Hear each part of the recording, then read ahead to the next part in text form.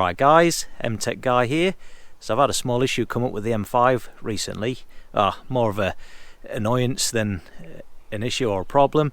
But I was out driving it the other day, and as good as the Logic 7 sound system is, I normally have it turned off. You know, one of the joys of driving these cars is listening to that V10 engine. So, you know, I'm driving out and about listening to that S85, and I could hear this sort of groaning, squeaking, ticking noise coming from the back of the car around the rear door sort of area, and it was really irritating. You know, this is a luxury sedan car, and I can hear this creaking and groaning in the back of the car. Sounds like I'm inside a haunted house or something, you know.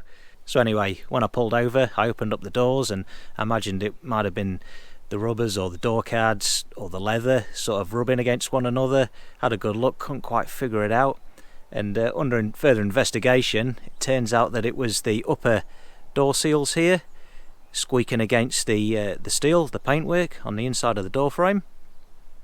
Now this is an issue that a lot of E60 owners experience. It's not just specific to the M5s, and it's mainly associated with them earlier models. And what a lot of owners do, they'll go through and apply some silicone grease or spray or gummy fledge to the door seal there, so it gives it a bit of lubrication where it sits against the sheet metal of the car, the paintwork. Or another solution that I've seen some owners do is there's like a flocked material that's attached to the top of the door seal there, and they'll go through and shampoo that, give it a good clean up, get all the dirt and grime out of it, and that'll often solve the creaking and groaning issue also. Now, although these are good solutions and they do get rid of the problem, they don't really last over the long term. It's just really an interim solution. So what we're going to take a look at today is changing out the whole door seal there, the one that's causing the issue, and I've got the new part number, the revised part. So we're going to run through the steps that are involved to change it out. Okay, let's have a look at the part. Alright, so this is what we're looking at here. It's this edge seal here, and that runs from down here across the top and around the Hofmeister kink. It stops there. So if we open the door up, you can see that it has like a flocked material here. Now this is what they upgraded on the newer part. If you go for the later part number, the revised part, they used a slightly different material, and that solved the squeaking and groaning issue when it sits against the painted sheet metal here. So this is what we're going to be changing out today. Alright, let's have a look at the brand new part. Alright, so here we have the new part. We'll just take a quick look at the part number for anybody who's paying attention. So of course this is the part number for the left rear door. I'll also link it in the description below. So at this stage it is just that left rear door, and of course it's a different part number for each door. Now there is one way that you can tell whether you have got the revised part or not. If you look on the inner edge here, I don't know if the camera will pick it up, but it says let's see, EPDM polyester flock. So that's the revised one. It'll have that stamped on the inside, printed on the inside of the weather strip. And of course that relates to the new flocked material that sits on the rubber there, that should help with our groaning and squeaking and creaking noise. So there's no special clips or anything like that you're going to need to fit these seals. It's just got a sort of hooked edge to it, and that'll hook into the edge of the door frame. So we should be able to remove the old one by peeling it out by hand, and then fit the new one in with hand pressure, just feed it into position. But I do have a couple of plastic trim tools here, pry tools, that might assist, but we may not use them. So if we start off by taking a look at the new weather strip here, you can see on that back edge there's a few rubber pins, so we're going to start off with that first. We'll pop them out, and then we'll just feed it off from around the top of the door, and then pull that front edge off when we get to it. Okay, let's remove the old one from the car. And before you get too carried away, it is worth just making a mental note of how the door seal interfaces with the other door seals and the door itself. So you've got this end, and we'll take a look at the other end. So just make sure you get it lined up correctly like it was before you started.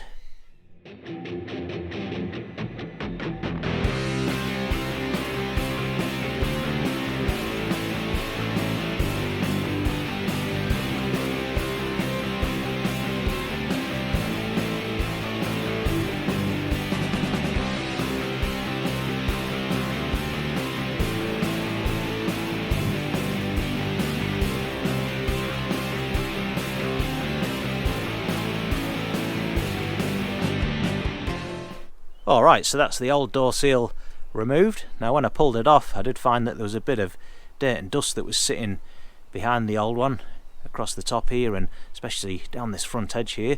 So what I'll do next is I'm just going to give that a spray and wipe with some quick detailer and a microfiber. We'll get that cleaned up and then we'll fit the new one.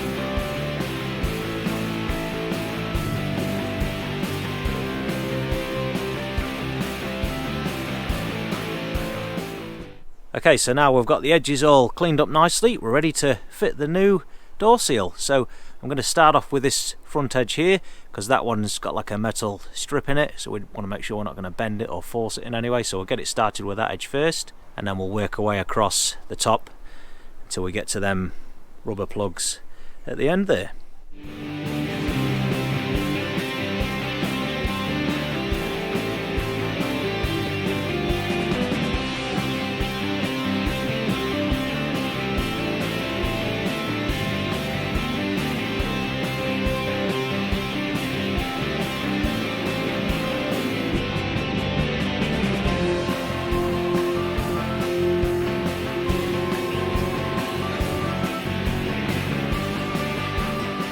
Okay, that's the front edge of the door seal on at the moment.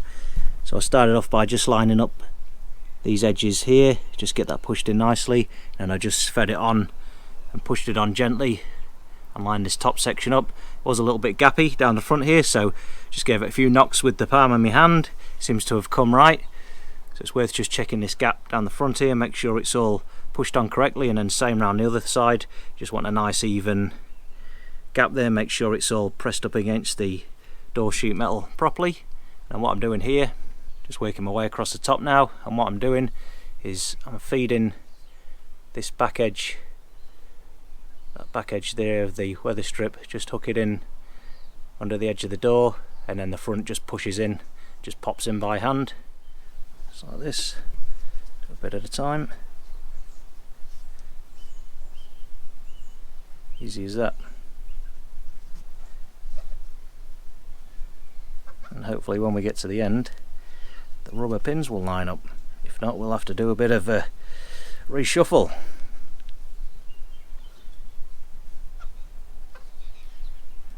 Alright, so we've just about made it to the end. We're ready to line our pins up, but before we do, it is just worth going across this inner edge, make sure it's all pushed down correctly. So I don't know if you can see that there, but you see you've got a bit of a bulge here. So any bits like this, just make sure they're all seated correctly before you get too carried away.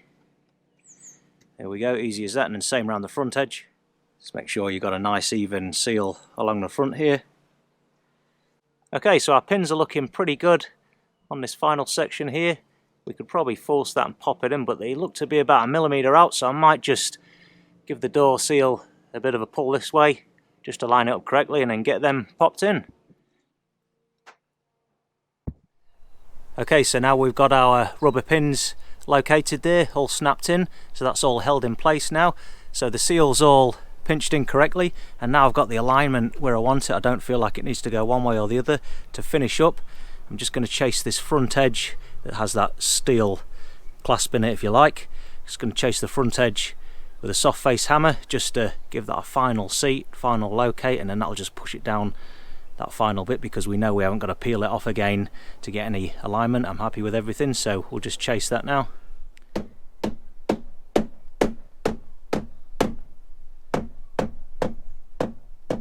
Of course, using a soft faced hammer, we're not going to create any damage to our new seals.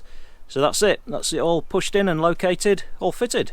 So before we close the door on this job, the final thing I'm going to do is just go round this inner edge here and just give it a clean up with our quick detailer, just to get rid of any muck and dirt, so we don't want to create any further squeaks or creaks. There we go, done. Alright guys, so there we have it, that's that job sorted. So hopefully that's resolved our creaking, groaning noise in the back of the cab of the car there. I'll see how we go with this door seal and if it's still making a noise I'll move on to the right hand one at the rear there as well, but hopefully this one sorted it. It sounded like it was coming from that left rear. But if you're doing this job yourself, pretty straightforward DIY. Just watch that metal strip at the front edge there. You don't want to be going bending or kinking it, because then you're going to ruin it. So just take your time with that. Start off with that bit first and then feed the top edge in from there.